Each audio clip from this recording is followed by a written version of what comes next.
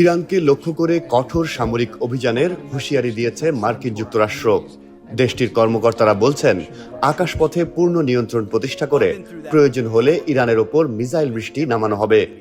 এই বক্তব্যে মধ্যপ্রাচ্যে নতুন করে উত্তেজনা ছড়িয়ে পড়েছে। মার্কিন প্রতিরক্ষা মন্ত্রী পিটার হেগসেথ ৪ মার্চ সাংবাদিকদের বলেন, যুক্তরাষ্ট্র ও ইসরায়েলের যৌথ বিমান শক্তি ইরানের নির্দিষ্ট লক্ষ্যবস্তুতে হামলা চালাচ্ছে। ইরানের নেতারা এখন প্রতিদিনই আকাশে মার্কিন ও ইসরায়েলি যুদ্ধবিমান দেখতে পাচ্ছে। তিনি আরো বলেন, লক্ষ্য ঠিক করে আকাশ থেকেই মৃত্যু ও ধ্বংস নামিয়ে আনা হচ্ছে। এই লড়াই কখনোই সমান ছিল না এবং যুক্তরাষ্ট্র কোনো ধরনের ছাড় দিচ্ছে না। অন্যদিকে ইরান এই মন্তব্যের তীব্র সমালোচনা করেছে।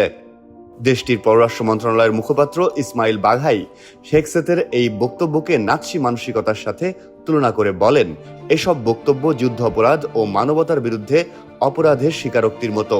তার দাবি, মার্কিন ও ইসরায়েলি হামলায় বিভিন্ন শহরে বেসামরিক স্থাপনা, আবাসিক এলাকা, বাজার, হাসপাতাল ও স্কুল ক্ষতিগ্রস্ত হয়েছে।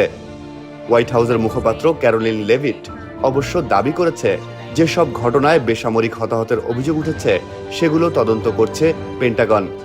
তিনি আরও দাবি করেন, যুক্তরাষ্ট্রের সামরিক বাহিনী ইরানের আকাশে আধিপত্য অর্জন করে ক্ষেপণাস্ত্রের বৃষ্টি নামাবে। এদিকে এই যুদ্ধ পরিস্থিতি নিয়ে সন্তোষ প্রকাশ করেছেন মার্কিন প্রেসিডেন্ট ডোনাল্ড ট্রাম্প। তিনি বলেন, যুদ্ধক্ষেত্রে যুক্তরাষ্ট্র খুব ভালো করছে এবং সামরিক অভিযানে উল্লেখযোগ্য অগ্রগতি হয়েছে।